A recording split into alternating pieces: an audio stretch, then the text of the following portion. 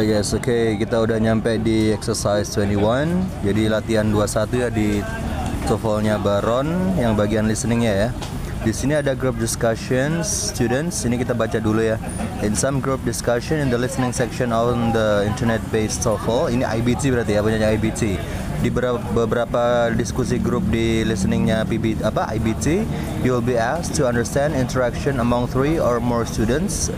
Kamu akan diminta untuk memahami interaksi antara 3 atau lebih ya murid-murid atau mahasiswa gitu about a variety of classroom and content topics di berbagai macam ruang kelas dan topik konten gitu ya. The discussion will include natural pauses. Diskusinya juga akan termasuk pause yang natural kayak berhenti ngomong gitu ya. I want kayak gitu, itu namanya pause ya guys, natural pause, and will be at normal rates for a conversation between native speaker, dan akan kecepatannya ngomongnya dia normal ya di percakapannya itu ya antara native speakers gitu ya. And then choose the best answer, pilihlah jawaban yang paling tepat. Oke teman-teman, di sini ada 2 discussion ya. Discussion 1 itu ada 6 soal. Kalau discussion 2 ada 6 soal juga. Jadi kalian tulis dulu di kertas angka 1 sampai 6 2 kali ya, 2 kali. Discussion 1 1 sampai 6, terus discussion 2 1 sampai 6. Nah, habis itu saya setelin audionya. Kalian coba tebak dulu. Setelah ditebak ya, kita bahas bareng-bareng, oke? Udah siap kertasnya? Kalau udah siap langsung aja mulai ya. Kalau belum siap, kalau belum ambil kertas pulpen, silakan ambil dulu. Oke, udah ya. Ready? 3, 2, 1, go. Exercise 21. Discussion 1. Listen to part of a discussion among students in a study group. So, what do you think will be on the test? I'll bet the first question will be, define the term organization. And Dr. Graham will want it, word for word. So, here it is, straight from the book. An organization represents a specific type of social relationship or arrangement between persons, with either closed or limited admission, and regulations enforced by a person or group in a position of authority. You got that right. He's gone over that definition at the beginning of almost every class since the last test. And then, let me see here. Then we'll probably have to compare formal and informal organizations. So this is the answer, guys. A formal organization is characterized by formality. No surprise there. A hierarchy of ranked positions and a complex division of labor, as well as a relatively large size. Okay. Now, want me to do informal organizations? I'll do it. An informal organization brings people together to explore a common interest. Okay. Don't forget about bureaucracies. Yeah. Besides the definition, what? I've got a lot on Weber's ideal type of bureaucracy. You do? I don't remember anything about that. Here, let me read you some of my notes. It's called Weber's ideal bureaucracy. Maybe you'll remember something. I have a list of the characteristics. 1, paid officials. 2, benefits for career officials. 3, salary increases, seniority rights, and promotions by examination. 4, hierarchical organization. Oh, okay, sure, I have that. I just didn't have it identified. You know, as Weber's ideal bureaucracy. You've got them all then? All the characteristics? Yeah, I got them. Okay, we should probably be ready for the Bensman and Rosenberg, the Bensman and Rosenberg study. That's the one about advancement, right? Right. I have it summarized like this. It's not what you know, but who you know. And how well you're liked by the right people. Bingo. Moving right along. Parkinson's law has to be there. Here's what I have on that one. In any bureaucratic organization, work expands to fill the time available for its completion. I always get that mixed up with the, what's the other one? You know, the Peter Principle. No, listen, the Peter Principle is In any hierarchy, every employee tends to rise to his level of incompetence. Okay. So what does that mean, really? Look, let's say you're a great professor and you get a promotion to maybe department chair, which is an administrative position. But you can't use your teaching skills in the administrative position. So you aren't as successful. You see, you got hired on the basis of skills that don't translate. Transfer to the next job. So you don't get promoted again because you aren't doing such a great job, as an administrator? Right. You reached your... Just a minute, I've got it right here. You've reached your level of incompetence. Listen, the way that I keep them straight is to think Parkinson's Law is about the work and the Peter Principle is about the people. Hey, thanks. That's a good idea. Yeah. Do you think he'll include anything on leadership? Maybe. If he does, he'll probably ask us about the two different types of leaders. Okay, let me see if I can remember that. The instrumental leader is goal-oriented and organizes the group by assigning tasks, and the expressive leader is more socially inclined, someone who works toward... let me think. The expressive leader works toward solidarity among group members by offering support. I'm impressed. That's almost word for word from the lecture. Remember, Dr. Graham doesn't reward creativity. He's looking for the stuff he taught, just like he taught it. Haven't you noticed how he grades the quizzes? I know. Just kidding. Okay, so the short answer questions will be explain the Peter Principle, state Parkinson's Law, summarize the Bensman and Rosenberg study, Bensman and Rosenberg, and contrast formal and informal organizations. Anything else? Compare the two types of leaders. Right. That leaves the what's his name, ideal bureaucracy for the essay? Weber's ideal bureaucracy. Weber. That should about do it then. I think we covered the most important points in the chapter and the notes. Now all we have to do is review a little and we should be ready for it. Number 1. What is the main purpose of this study group?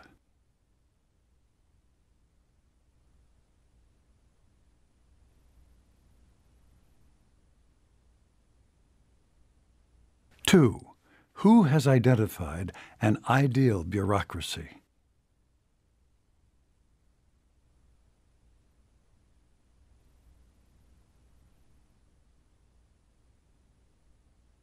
Three, which law states that people advance until they reach a position in which they are less likely to succeed?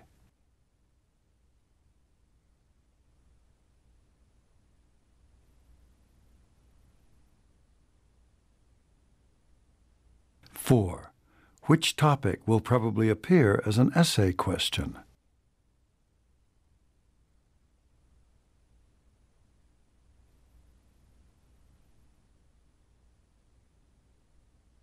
Five, listen again to part of the conversation, then answer the question. You got that right. He's gone over that definition at the beginning of almost every class since the last test. Why does the man say this? He's gone over that definition at the beginning of almost every class since the last test.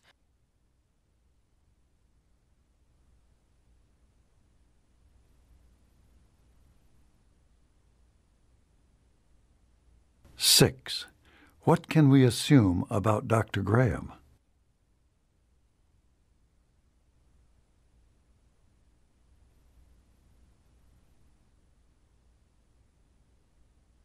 Discussion 2. Listen to part of a discussion among students who are working on a group project. Okay, let's get going now that we're all here. Okay. Fine. Just to remind everyone, we agreed to do our group presentation on the SQ3R study reading method. And since there are 4 of us in the group, all of you are going to take 2 of the steps in the method, and I'm I'm going to say a few words to introduce the presentation, and then I'll summarize at the end. And finally, we can go over the handout. Sounds good, except I had only one step. Right, Carl. Phil and Martha have 2, though. And, we said we'd all be ready to go through everything this time. I think we all brought our scripts, Joan. Okay, I'll start. This is it. Today, our group will show you how to use the study reading method known as SQ3R. The letters stand for 5 steps in the reading process: survey, question, read, review, and recite. Then I'll say, each of the steps should be done carefully and in the order that I mentioned. Is that it? Yes. We only have 10 minutes, Phil, and we want to spend, I'd say, at least 6 or 7 minutes going over the handout. So we have less than a minute for each step. Okay. Well, after the introduction, it's my turn. And I'll say, in all study reading, a survey should be the first step. Survey means to look quickly. In study reading, you need to look quickly at titles, words in darker or larger print or italics, words with capital letters, illustrations, and charts. At this point, you don't stop to write. Read complete sentences. Just look at the important divisions of the material. Okay, I'm up next. The second step is question. Try to form questions based on your survey. Use the question words who, what, when, where, why, and how. My turn? Let's see. Now you're ready for the third step. Read. You'll be rereading the titles and important words that you looked at in the survey. But this time you'll read the examples and details as well. Sometimes it's useful to take notes while you read.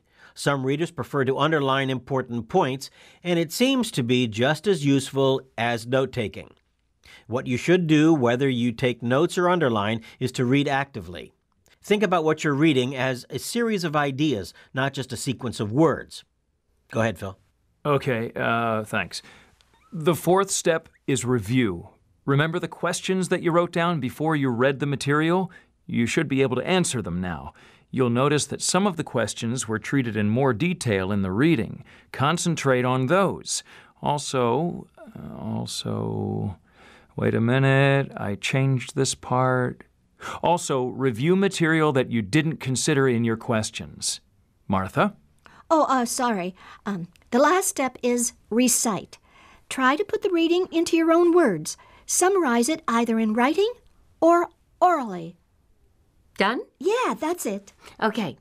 Now, I'm going to just summarize in one sentence. I'll say SQ3R, survey, question, read, review, and recite.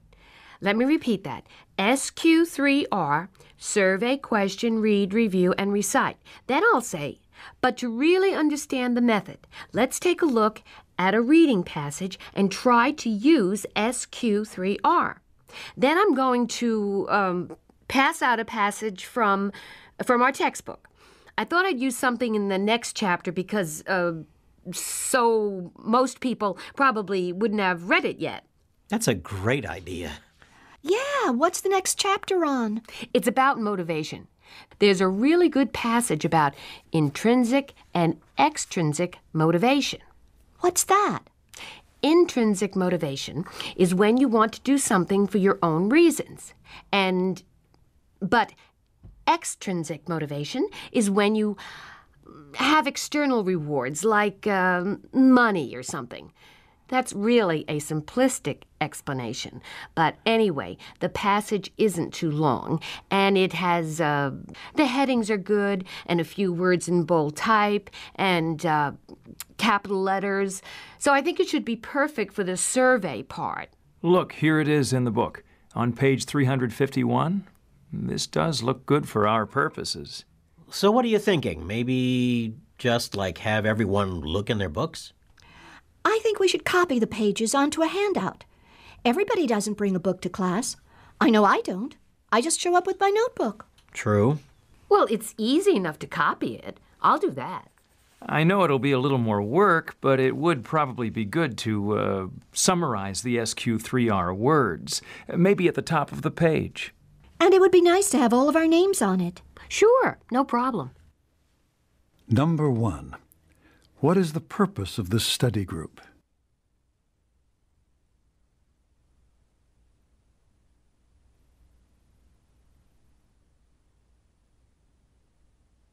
Two.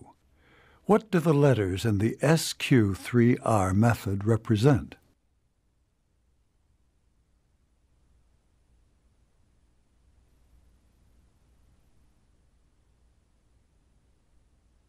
Three. What does the word survey mean?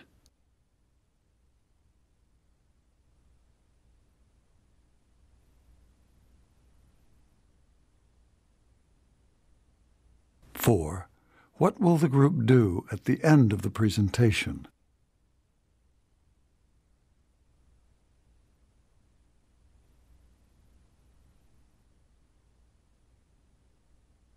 Five. Listen again to part of the conversation, then answer the question. At this point, you don't stop to write. Read complete sentences. Just look at the important divisions of the material. Why does the man say this? Read complete sentences.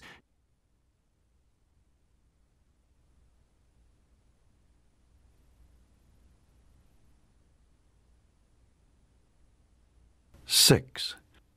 Who is probably the group leader?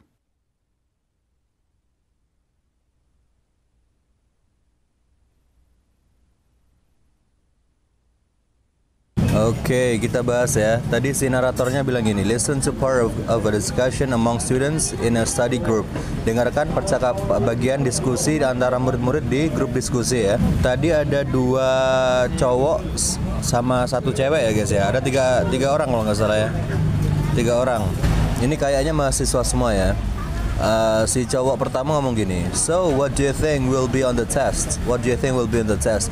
Jadi menurutmu kira-kira apa yang ada di tesnya gitu ya? Kayaknya mereka mau ujian gitu ya. Si ceweknya jawab, I'll bet the first question will be saya bertaruh. Pertanyaan pertama akan define the term organization. Maksudnya adalah gitu ya. Saya bertaruh pertanyaan pertama bakalan ini gitu ya. Bakalan definisikan istilah organisasi gitu ya. Terus dia ngomong lagi, and Dr. Graham itu dosen mereka ya. Dr. Graham will want it. Dr. Graham akan menginginkannya words for words, kata per kata. So here it is. Here it is. Ini loh. Jadi ini loh. Straight from the book. Straight from the book. Book itu maksudnya benar-benar dari buku, sesuai dengan buku ya. Dia ngebacain gini, an organization represent of a specific type of social relationship of arrangements between persons with either close or limited admission and regulation enforced by a person or group in a position of authority. Jadi artinya adalah organisasi mewakili suatu jenis hubungan atau pengaturan sosial tertentu antara orang-orang dengan penerimaan tertutup atau terbatas ya, dan peraturan yang diberlakukan oleh seseorang atau kelompok yang mempunyai otoritas ya, itu maksud dari organisasi ya. Terus si cowok kedua ngomong gini, you got that right, kayaknya itu benar ya, kamu benar gitu ya. He's gone over that definition at the beginning of almost every class since the last test. Jadi si Dr. Graham itu dia telah membahas definisi itu di awal hampir di setiap kelas sejak tes terakhir ya, kayak ngebahas itu terus tuh dosen tuh ya. And then let me see here, then lalu coba saya lihat dulu, lalu we'll probably have to compare formal and informal organization. Kayaknya kita bakalan juga disuruh mengcompare organisasi yang formal sama yang informal ya. So jadi this is the answer. Ini jawabannya guys. Kalau formal gini dia bilang, a formal organization is characterized by formality. Ya, no surprise there. Ya, organisasi formal itu karakternya ya formal, ya nggak kaget ya. A hierarchy of rank position, hierarki atau posisi rank-rankan ya, rank 1, rank 2, ranking ya. And a complex division of labor, dan divisi yang rumit para pekerjanya. as well as relatively large size, ya. Relatif besar ya ukurannya ya. Oke, now want me to do informal organization? Oke, sekarang kalian pengen tahu yang informal juga, maksudnya gitu ya. Si ceweknya jawab, I'll do it. Saya aja, maksudnya. Saya aja yang ngelakuin. Maksudnya yang ngasih tahu ke teman-teman. Informal. Si ceweknya lanjut ngomong, an informal organization brings people together to explore a common interest. Sebuah organisasi informal itu menyatukan orang-orang untuk mengeksplorasi kepentingan bersama, ya. Tujuannya di situ, mengeksplorasi kepentingan bersama kalau yang informal itu ya. Si cowok pertama jawab, "Okay, don't forget about bureaucracies." Ya, jangan lupain birokrasi ya. Birokrasi. Si ceweknya jawab, "Yeah, beside the definition." What? Yeah, selain definisinya apa gitu ya. Si cowok kedua jawab, "I've got a lot on Weber's ideal type of bureaucracy." Saya dapat banyak tuh dari tipe ideal birokrasinya punya Weber ya. Weber nama tokoh ya, tokoh penulis mungkin ya, penulis buku ya. Terus si cewek jawab, "You do? Emang iya. Emang kamu punya tipe ideal Weber tadi ya?" I don't remember anything about that. Kalau aku sih nggak ingat apa-apa tentang itu kata si cewek ini. Terus si cowok kedua jawab, "Here, ini loh, let me read you some of my notes." Izinkan saya membaca beberapa dari catatan saya. It's called Weber's Ideal Bureaucracy. Jadi ini disebutnya birokrasi idealnya Weber. Maybe you'll remember something. Mungkin kamu akan ingat nanti ya. I have a list of characteristics. Saya punya daftar karakteristiknya. Number 1, paid officials. Jadi pejabat yang dibayar gitu. Benefits for career officials.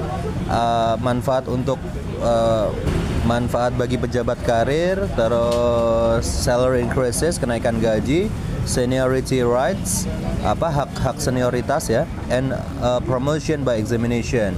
Promosi melalui ujian ya. Promosi itu maksudnya ini guys, kenaikan pangkat karena ujian gitu.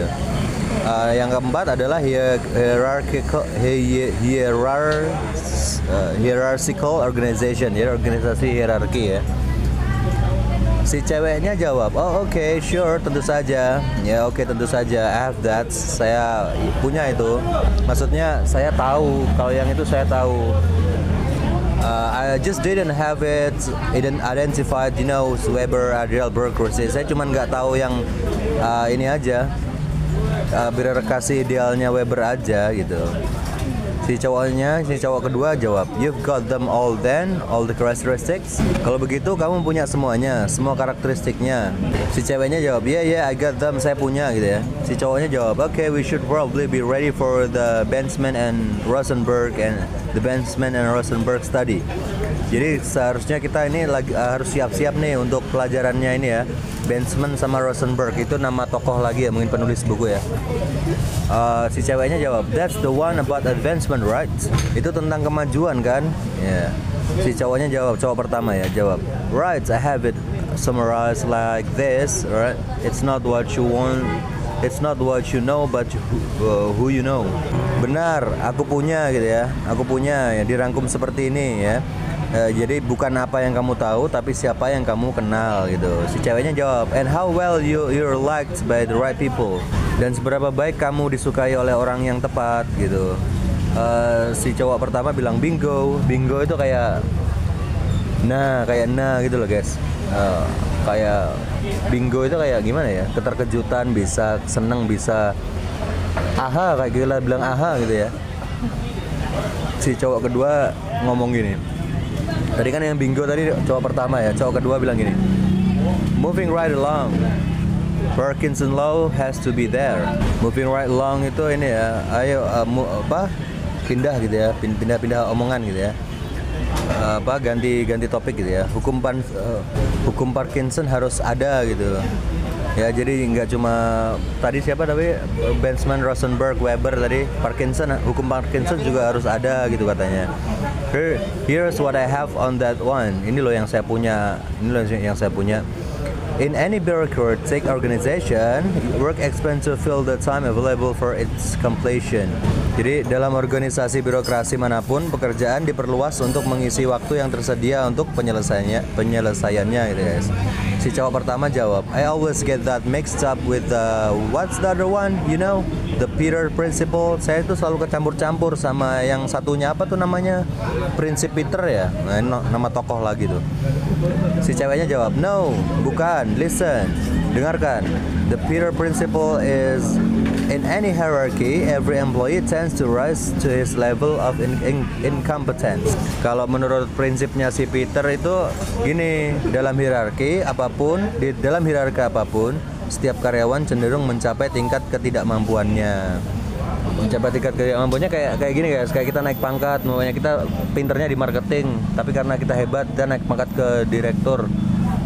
Ternyata kerjaan direktur itu beda sama marketing. Nah, jadinya kita jadi incompetence, jadi nggak mampu, sehingga nggak dinaikin lagi pangkat kita gitu ya, nggak jadi CEO atau apa gitu ya, nggak naik lagi gitu ya. Sama kayak ini ya, teman saya dulunya tutor, dinaikin jadi marketing, dianya nggak bisa gitu, dinaikin jadi direktur juga nggak bisa. Alright, jadi pantasnya dia tuh di posisinya sebagai tutor gitu ya, untuk bahasa Inggris ya guys. Alright, terus si cowoknya jawab, oke, so what does that mean really? Oke, terus apa artinya itu? Si ceweknya jawab, look, let's say you are a great professor. Katakanlah kamu itu seorang profesor yang hebat, and you get a promotion to maybe department chair, dan kamu dapat promosi atau naik pangkat ke kursi departemen gitu ya, which is an administrative position, yang mana itu adalah posisi administratif. But you can't use your teaching skills in the administrative position. Tapi kamu itu nggak punya atau nggak bisa menggunakan skill mengajarmu itu di posisi administratif. So you aren't as successful. Jadi kamu itu nggak sukses. You see, you got hired on the basis of skills that don't translate. I mean transfer to the next job. Ya, maksudnya. Ya itu tadi guys, yang saya bilang tadi. Jadi posisi dia yang lebih tinggi, yang lebih baru itu tidak bisa kemampuan dia jadi menurun kan. Tadinya kan mengajar ya, profesor mengajar, dinaikin jadi admin ya. Ya terus dia nggak bisa kerja di admin, ternyata nggak bisa gitu. Intinya gitu ya. Si ceweknya jawab, right, you've reached your, just a minute, I've got it right here, you've reached your level of incompetence. Jadi kamu itu mencapai level ketidakmampuanmu gitu ya, maksudnya ya. Si cowok kedua jawab, listen, maksudnya dia ngomong ya. Si cowok kedua mulai ngomong, listen, the way that I keep them straight is to think Parkinson Law is about the work and the Peter Principle is about the people. Dengar, caraku menjelaskannya adalah dengan berpikir bahwa kalau gini ya, hukum Parkinson adalah tentang kerja dan prinsip Peter adalah tentang manusia. Jadi beda ya, Parkinson itu tentang pekerjaan, kalau Peter tentang manusia gitu guys. Si cowok pertama bilang gini, hey thanks, that's a good idea. Terima kasih, itu ide bagus itu. Terus atau pemikiran bagus gitu ya. Si ceweknya ngomong, yeah, do you think he'll include anything on leadership? Ya, dan apakah menurutmu dia akan memasukkan sesuatu tentang kepemimpinan? Dia yang dimaksud adalah profesornya ya, Profesor Graham ya guys ya. Nanti kita ditanya juga tentang kepemimpinan gak sih gitu ya. Si cowok kedua jawab, maybe, mungkin saja, if he does, jika dia melakukannya, he'll probably ask us about the two different types of leaders. Kalaupun dia akan menanyakan tentang itu di ujiannya itu, dia pasti akan menanyakan tentang dua tipe berbeda dari pemimpin ya. Si ceweknya jawab, okay, let me see if I can remember that. Coba lihat dulu aku ingat apa enggak ya. The instrumental leader is goal-oriented and organized the group by assigning tasks, and expressive leader is more socially inclined. Pemimpin instrumental berorientasi pada tujuan dan mengorganisir kelompok dengan menugaskan gitu ya. And the expressive leader, yang satunya, expressive leader is more socially inclined, someone who works towards solidarity among group members by offering support. Kalau yang instrumental tadi kan ini ya. Kalau yang instrumental kan berorientasi pada tujuan ya kan, mengorganisir kelompok dengan menugaskan suatu tugas gitu ya. Kalau yang satunya pemimpin ekspresif, jadi kan ada dua ya, pemimpin instrumental sama pemimpin ekspresif. Kalau yang pemimpin ekspresif itu lebih condong ke arah sosial, seseorang yang bekerja untuk mencapai tujuan. Pemimpin yang ekspresif berupaya mewujudkan solidaritas di antara anggota kelompok dengan menawarkan dukungan gitu guys. Terus si cowok kedua bilang gini, I'm impressed, saya terkesan. That's almost word for word from the lecture. Itu hampir kata per kata dari kuliahnya. Maksudnya kamu tepat sekali mengutip apa yang udah profesor bilang di perkuliahan gitu ya. Kamu ingat banget pelajarannya profesor kayak gitu. Terus si cewek ngomong ya, remember, ingat, Dr. Graham doesn't reward creativity. Ingat lo ya, Dr. Graham atau Profesor Graham itu tidak memberikan hadiah untuk kreativitas lo ya. He's looking for the stuff he thought just like he thought it. Haven't you noticed how he grades the quizzes? Jadi dia tuh mencari hal-hal yang dia ajarkan sama seperti yang dia ajarkan, maksudnya ya. Jangan bersikap kreatif, jangan ngarang sendiri jawabannya nanti ya. Harus sama seperti yang dia ajarkan gitu ya. Terus pernahkah kamu memperhatikan atau kalian ya memperhatikan bagaimana dia menilai kuisnya? Ya, biasanya dia nilai kuis ya kan. Si cowok kedua bilang, I know, just kidding, maaf, bercanda doang kok.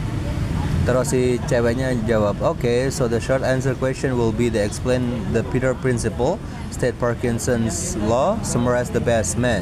Oke, jadi pertanyaan singkatnya adalah jelaskan prinsip Peter, nyatakan hukum Parkinson, merangkum best man ya. Merangkum Benchman, I mean Benchman and Rosenberg study. Maksud saya bukan Benchman tapi Benchman dan Rosenberg study. Benchman and Rosenberg ya. And contrast formal and informal organization. Jadi dan juga tentang ini ya, organisasi, perbedaan antara organisasi formal dan informal ya. Anything else? Ada yang lain nggak? Kata si cewek ini. Terus si cowok kedua bilang gini, compare the two types of leader, membandingkan dua tipe kepemimpinan atau dua tipe pemimpin ya. Si ceweknya jawab, right, benar. That leaves the what is named ideal bureaucracy for the essay. Kamu benar. Berarti sisanya ini ya, birokrasi yang ideal untuk esai tersebut ya. Ya, si cowok pertama bilang Weber's ideal bureaucracy. Jadi birokrasi idealnya Weber. Si ceweknya nyoba untuk ingat-ingat, iya, Weber dia bilang gitu ya kan. Cowok pertama ngomong lagi, that should about do it then. I think we covered the most important points in the chapter and the notes. Itu saja yang harus dilakukan kalau begitu ya. Saya rasa kita telah membahas poin-poin terpenting dalam bab ini dan catatan-catatannya gitu ya. Si cowok kedua bilang, now all we have to do is review a little and we should be ready for it. Ya, sekarang kita hanya perlu untuk nge-reviewnya dan kita harus bersiap-siap gitu aja, gitu ya. Oke, sekarang pertanyaannya guys, what is the main purpose? Nomor 1 ya, what is the main purpose of the study group? Apa tujuan utama dari grup belajar ini? Apakah yang A, to prepare for a test, untuk persiapan tes, bisa ya. Kalau yang B, to create a presentation, untuk membuat presentasi, no. Kalau yang C, to compare answer from a quiz, untuk membandingkan jawaban dari sebuah kuis. Enggak, belum kuis. Tesnya belum ya, kuisnya belum. Kalau yang D, to exchange lecture notes, untuk bertukar catatan kuliah. Bukan. Gampang nih ya. Jawabannya adalah yang A, guys. Oke, persiapan tes ya. Tesnya Dr. Graham. Terus yang nomor 2-nya, who has identified an ideal bureaucracy. Siapa yang mengidentifikasi birokrasi yang ideal? Udah jelas ya. Jawabannya adalah yang B, guys, Weber ya. Soalnya tadi kan ada kata-kata ini ya, I've got a lot on Weber's ideal type of bureaucracy. Tadi ada yang ngomong gitu kan, yaitu saya punya banyak pemahaman tentang tipe birokrasi idealnya Weber ya guys ya. Berarti jawabannya adalah yang B. Alright. Nomor 3-nya, which law states that people advance until they reach a position in which they are less likely to succeed? Hukum manakah yang menyatakan bahwa seseorang akan maju sampai mereka mencapai posisi yang kecil kemungkinannya untuk berhasil? Hukum mana yang menyatakan bahwa seseorang akan maju sampai mereka mencapai posisi yang kecil kemungkinannya untuk berhasil? Jadi ke tingkat incompetence ya, tingkat dia maju terus sampai di posisi yang dia nggak bisa, yang kecil kemungkinannya untuk sukses. Oke, itu siapa, hukumnya siapa guys? Apakah A hukumnya Weber, ataukah B hukumnya Parkinson, atau C the Rosenberg Principle, prinsipnya Rosenberg, atau yang D prinsipnya Peter? Oke, udah jelas ini ya. Jawabannya adalah yang D. Kalau teman-teman perhatiin tadi ya, D, Peter Principle ya. Tadi kan ada gini ya, omongan gini. In any hierarchy, every employee tends to rise to his level of incompetence. Itu punyanya Peter ya. The Peter Principle is in any hierarchy, every employee tends to rise to his level of incompetence. Jadi dalam prinsipnya Peter, dalam hierarki apapun, setiap karyawan cenderung mencapai tingkat ketidakmampuannya masing-masing, gitu kan. Punyanya Peter ya guys ya. Yang nomor 4 sekarang, which topic will probably appear as an essay question? Topik yang mana ya, kira-kira topik yang mana yang akan muncul di pertanyaan esai? Apakah yang A, contrast the Peter Principle and Parkinson's Law, mengkontraskan antara prinsipnya Peter sama hukum Parkinson, ataukah yang B, contrast formal and informal organization, mengkontras. Jadi mengkontras itu kayak membandingkan ya, apa perbedaan antara gitu ya, organisasi formal dan informal. Kalau yang C, summarize the Benjamin and Rosenberg study. Summarize itu merangkum studinya Benjamin sama Rosenberg. Kalau yang D, summarize the characteristics in Weber's bureaucracy, merangkum karakteristik di birokrasinya Weber. Oke, jawabannya mana? Jawabannya adalah yang D guys. Alright, yang D, summarize the characteristics in Weber's bureaucracy, merangkum karakteristik di birokrasinya Weber. Soalnya tadi kan ada ini ya, ada kata-kata kayak that leaves the ideal bureaucracy for the essay. Ada yang ngomong gitu tadi antara mereka tadi ya, yang artinya adalah itu menyisakan birokrasi yang ideal untuk esai tersebut. Oke, berarti yang untuk esai kemungkinan besar adalah birokrasinya Weber, gitu guys ya. Sir, kok susah sih Baron? Ya memang gini guys, Baron itu topiknya susah. Ini baru listening aja udah kayak gini ya, apalagi yang reading nanti ya. Kita lihat saja nanti pas reading ya. Oke, yang penting kita nambah-nambah lah setiap hari ya, dikit banyak nambah pengetahuan. Itu yang paling penting ketika belajar TOEFL ya. Karena kita nggak bakalan tahu level seperti apa yang diujikan ya. Bagus kalau kita udah belajar Baron yang susah sekalian, ternyata pas ujian resminya dikasihnya cuman kayak sekelas longman ya. Beruntung kita bisa dapat skor 500 ke atas atau 600 ke atas gitu kan. Ya, yang penting belajar ya. Belajar terus.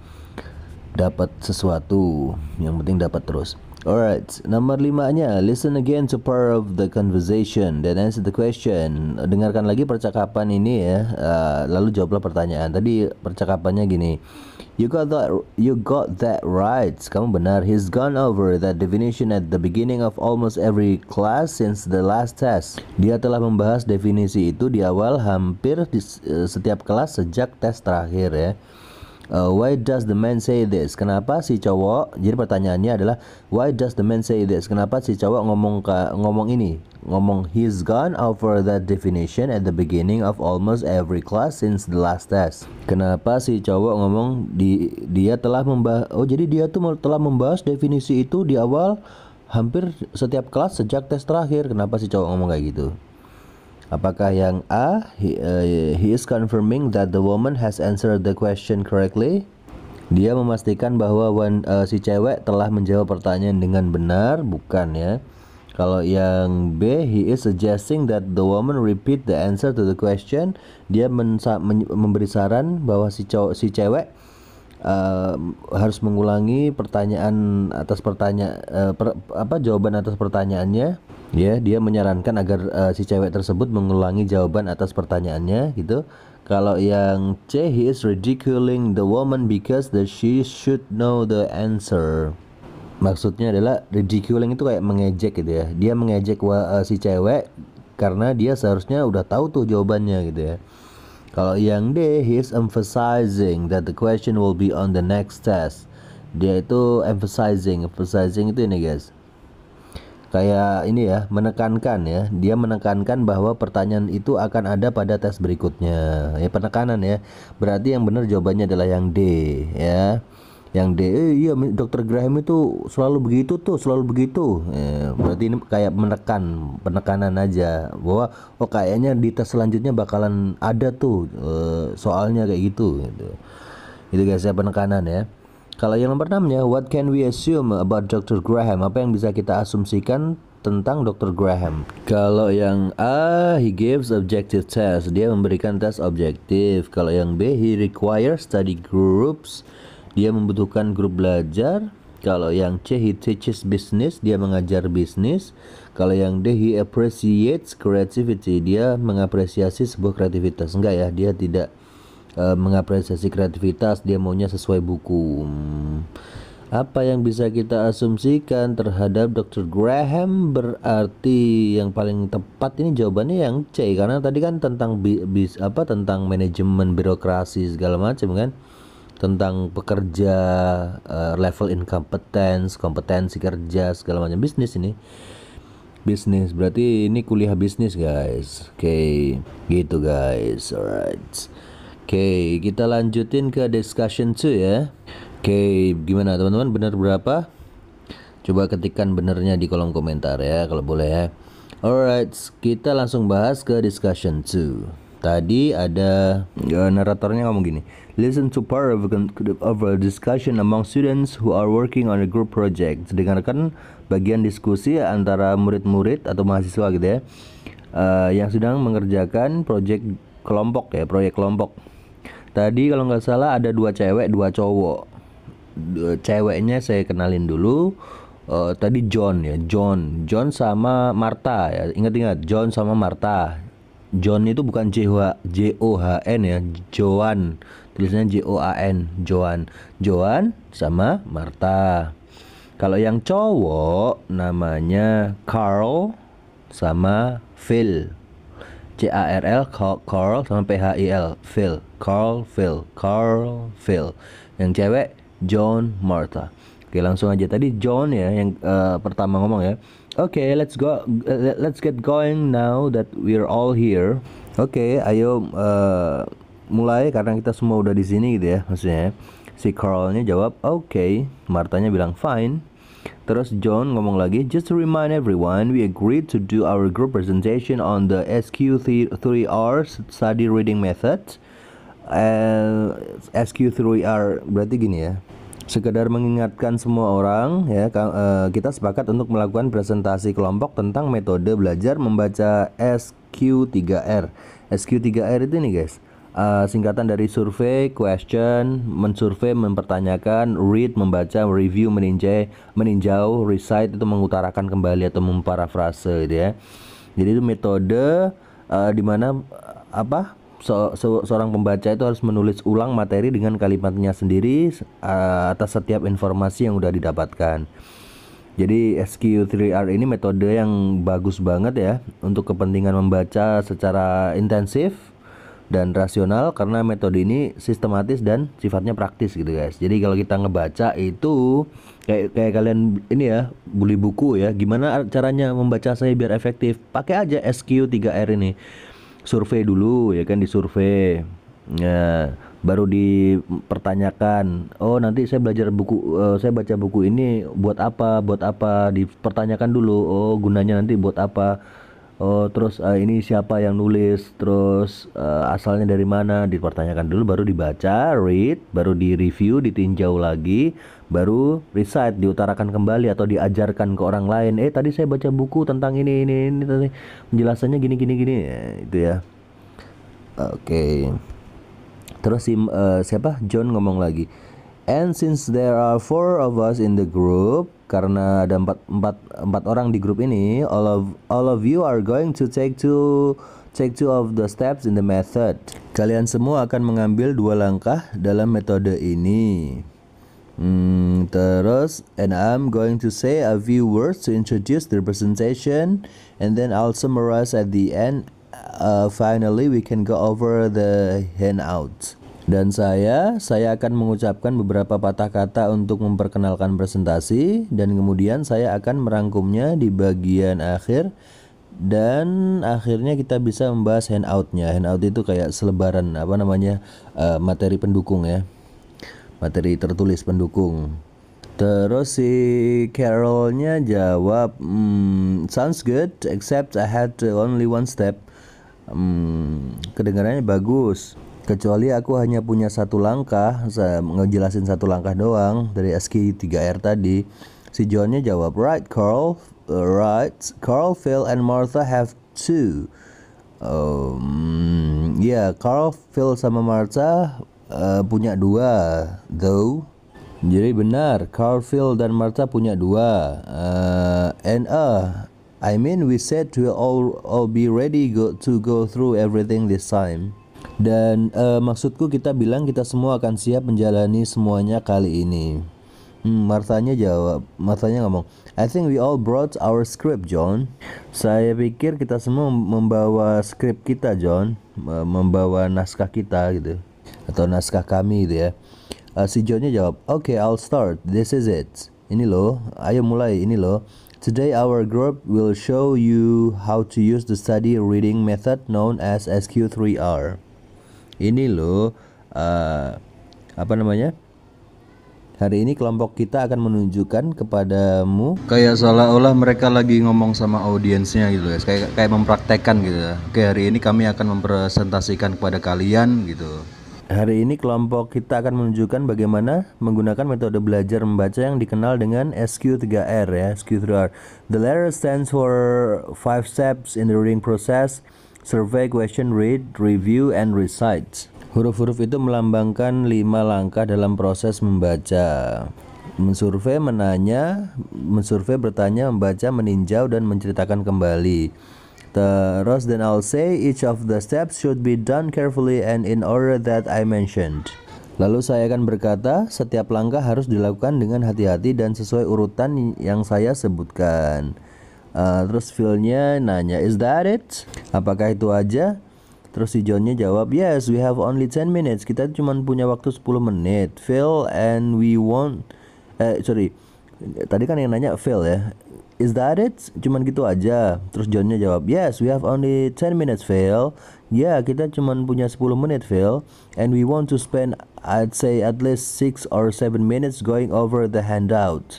Dan kita harus menghabiskan waktu, menurutku setidaknya 6 atau 7 menit untuk membahas selebaran tersebut, handout itu tadi ya, materi pendukung tadi. So we have less than a minute for each step. Jadi kita punya 1 menit ya, kurang dari 1 menit untuk menjelaskan masing-masing langkah yang SQ3R tadi ya. Survey, question, read, review sama recite tadi, kurang dari 1 menit penjelasannya. Ini kayaknya mereka mau presentasi gitu loh guys. Ya, presentasi ini, persiapan presentasi ini. Terus si Phil-nya jawab, okay, well, after the introduction it's my turn. Setelah perkenalan, giliranku ya. And I'll say in all study reading, a survey should be the first step. In all study reading, a survey should be the first step. Nanti saya ngomong gini aja deh pas kamu udah buka ya introduction atau perkenalan ya si John-nya ya. Saya duluan yang ngomong, saya mau ngejelasin tentang survei. Survei itu gini, in all study reading, a survey should be the first step. Di pelajaran membaca, survei itu seharusnya menjadi yang pertama. Survey means to look quickly. Survei artinya adalah melihat dengan cepat, men-scan gitu ya. In study reading, you need to look quickly at titles.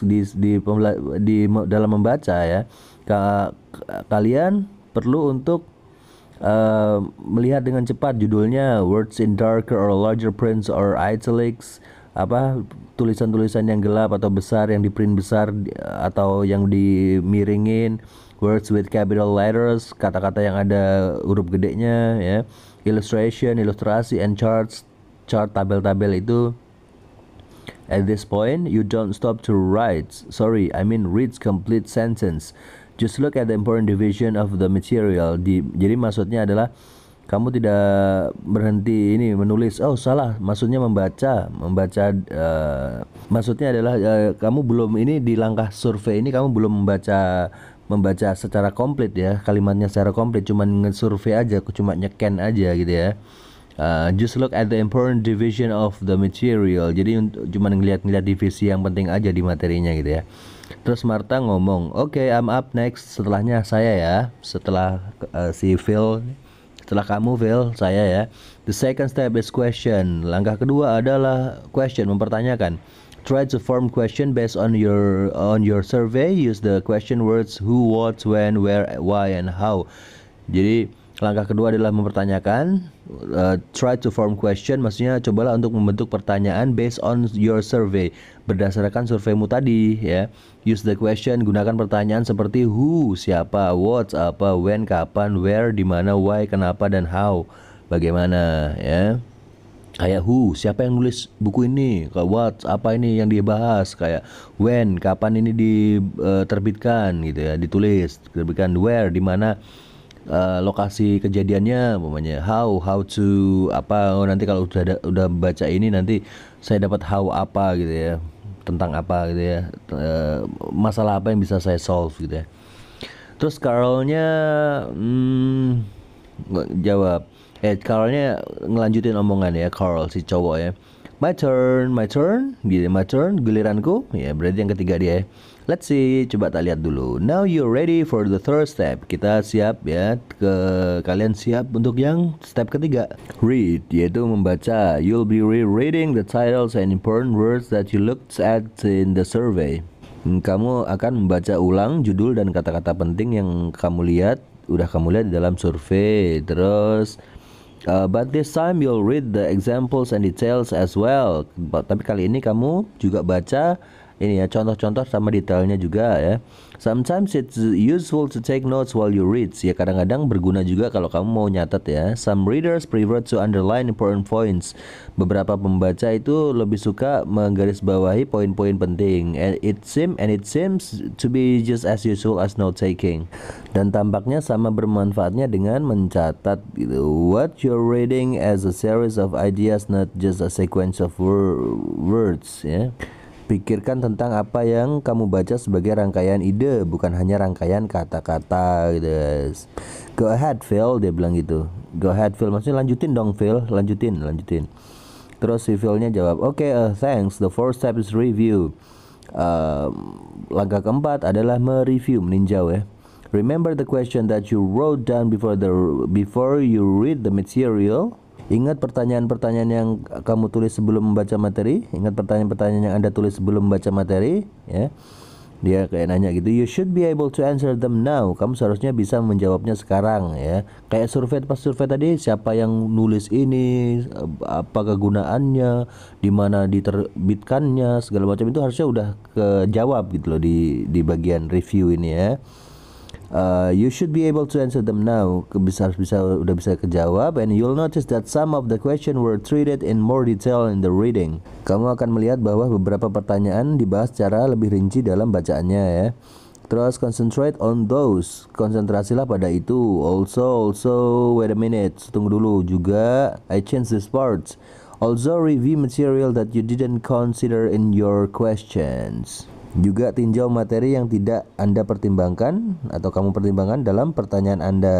Oke, mungkin ada pertanyaan-pertanyaan baru yang bisa mungkin ada pertanyaan baru yang bisa terjawab juga di situ ya. Terus si siapa namanya ini tadi, si Phil ngomong gini, Martha itu kayak dia nyuruh Martha untuk ngomong ya. Sorry, Marthanya ngomong gitu. The last step is recites. Langkah terakhirnya adalah recites. Recite itu menceritakan kembali. Try to put the reading into your own words. Ya, cobalah merangkai kata-kata dari bacaannya itu ya. Pakai kata-katamu sendiri tapi gitu ya maksudnya. Summarize it either in writing or orally. Ringkaslah secara baik ya. Ringkaslah secara tertulis maupun lisan gitu lah. Oke, terus Johnnya nanya, John selesai? Marthanya jawab, yeah, that's it. Ya itu aja gitu. Johnnya ngomong lagi John. Okay, now I'm going to just summarize in one sentence. Sekarang saya mau ngerangkumnya jadi satu kalimat aja ya. Saya mau ngomong gini nanti, I'll say like this. SQ3R, survey question, read, review, and recite. Jadi SQ3R, survei, mensurvei, mempertanyakan, membaca, mereview, menceritakan kembali. Let me repeat that. SQ3R, survey question, read, review, and recite. Then I'll say, but to really understand the method, let's take a look at a reading passage and try to use SQ3R. Gimana nih maksudnya nih? Oke, sekarang saya akan meringkasnya dalam satu kalimat. Saya akan berkata SQ3R, survei, tanya, baca, ulas, dan bacakan.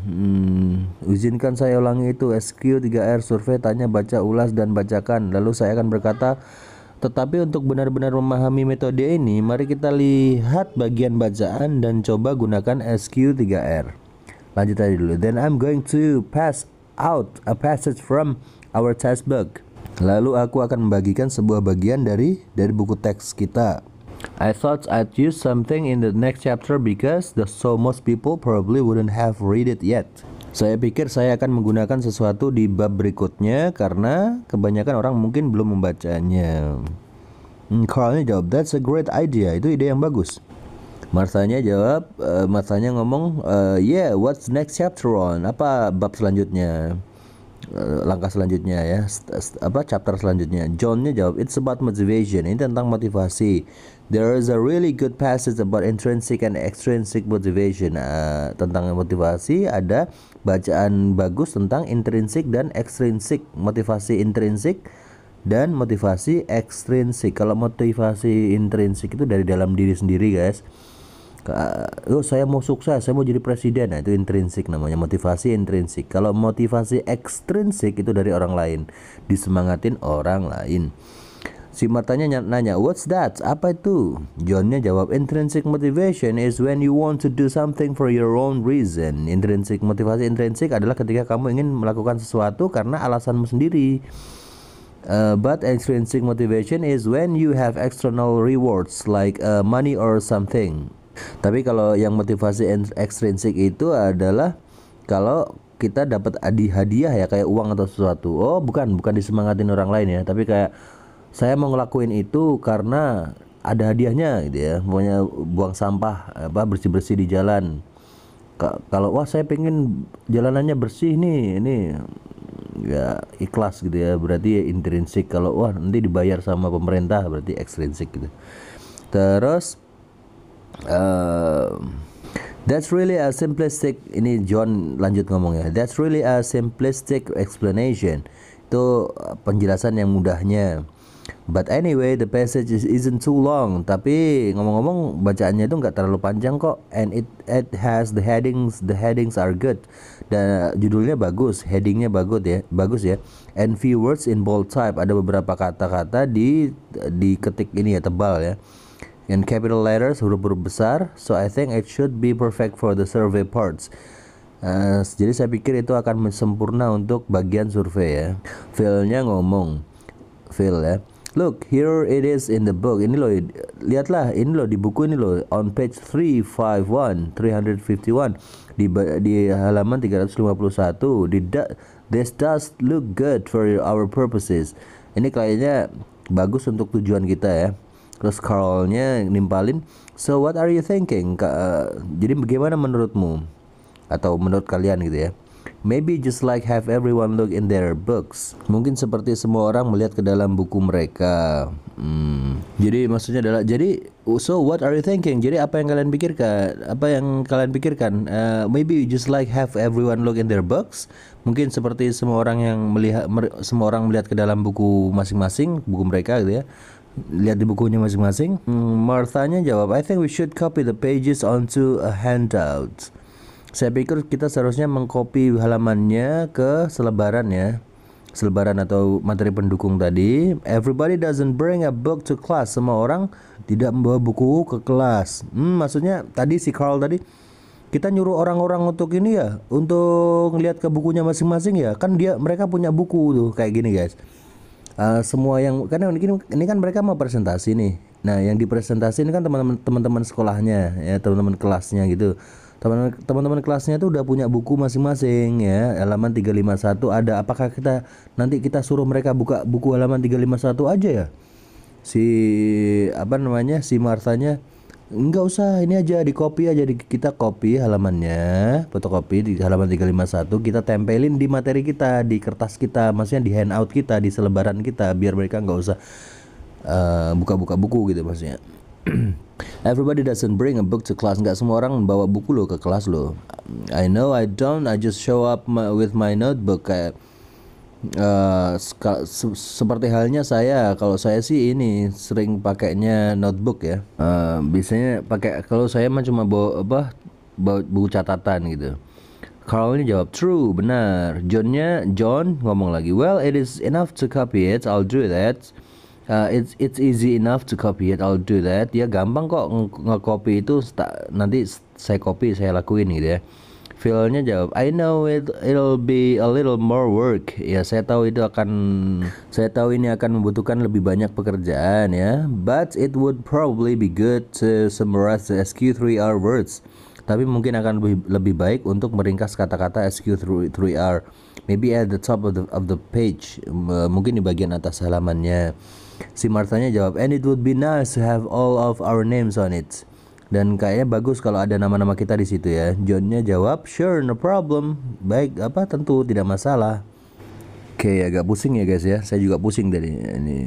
Karena kita juga nggak tahu ini mereka beneran mau presentasi apa enggak. Ini susahnya di listening ini. Kayak kita dengerin orang nggak dari awal ya. Mereka mau ngapainnya? Ya udah, kita coba aja jawab pertanyaannya. Nomor satunya, what is the purpose of the study group? Apa tujuan dari grup belajar ini? Apakah yang A, to help each other review for a test, untuk saling membantu, antara mereka gitu ya, untuk mereview, mengulas tes? Enggak. Kalau yang B, to rehearse their group presentation. Rehearse itu kayak gladi resik, gladi kotor ya guys ya. Rehearse atau berlatih lah intinya ya, untuk berlatih presentasi kelompok mereka. Ya, ini lebih tepat nih yang B ini. Mereka mempresentasi kayaknya. Kalau yang C, to compare the lecture notes and handouts, untuk mengcompare catatan kuliahnya dan handoutsnya, selebaran. Enggak. Kalau yang D, to encourage and motivate each other, untuk mendorong gitu ya, mendorong dan memotivasi masing-masing. Enggak, gampang ini. Jawabannya adalah yang B guys, untuk latihan ini ya, presentasi ya. Kalau yang nomor 2, what do the letters in the SQ3R method represents? Huruf-huruf pada metode SQ3R itu melambangkan apa gitu ya? Apakah yang A, a new way to take notes, cara baru untuk mencatat?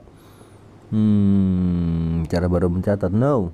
Kalau yang B, a short name for the survey method, nama pendek dari metode survei. Bukan. Nggak cuma survei ya. Tadi ada survei, terus question, ada read, review, sama recite kan, nggak cuman surveinya doang. Kalau yang C, the 5 steps in reading process, 5 langkah dalam proses membaca. SQ3R, survey, question, read, review, recite. Oh iya benar, C lo ya. Kalau yang D, different ways to study for exam, cara-cara yang berbeda untuk belajar ujian. No, yang C ini ya. Jawabannya adalah yang C guys. 5 langkah ya dalam proses membaca. Terus yang nomor 3, what does the word survey mean? Kata survei itu artinya apa? Survei itu apakah yang A, to take the first step, langkah pertama? Enggak dong. Kalau yang B, iya memang survei langkah pertama, cuman kata survei itu artinya apa? Masa survei itu artinya langkah pertama? Bukan. B itu to summarize itu merangkum. Kalau yang C, to ask question, mempertanyakan. Bukan. Kalau yang D, to look quickly, untuk melihat dengan cepat ya. Kayak kita ngelihat judul, ngelihat garis, ngelihat belakangnya. Kalau kita beli buku kan, mau baca buku kan nggak kita buka dulu kan, kita lihat sampulnya, segala macam. Kita buka terus kita lihat judul-judulnya semuanya per bab itu. Nah, berarti yang D, kayak ngesurvei kayaknya Ken gitu ya. Yang D guys, to look quickly, melihat dengan cepat sebelum membaca. Kalau yang nomor 4, what will the group do at the end of the presentation? Apa yang akan dilakukan grup itu di akhir presentasi?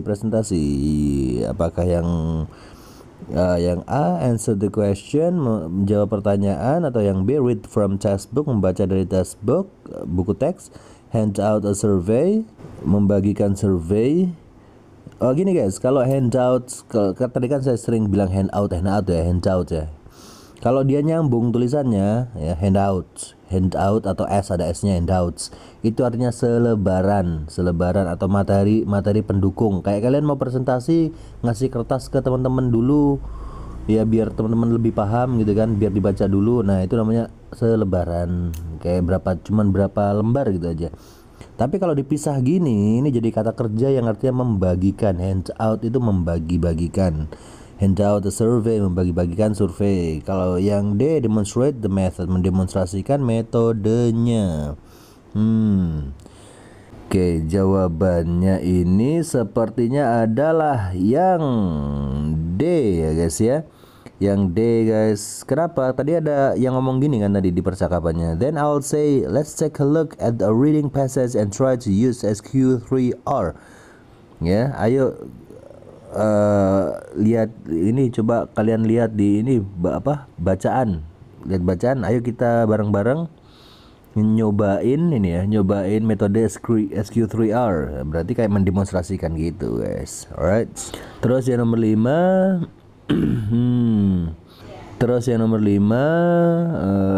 nomor 5, listen again to part of the discussion. Dengarkan lagi bagian dari diskusinya.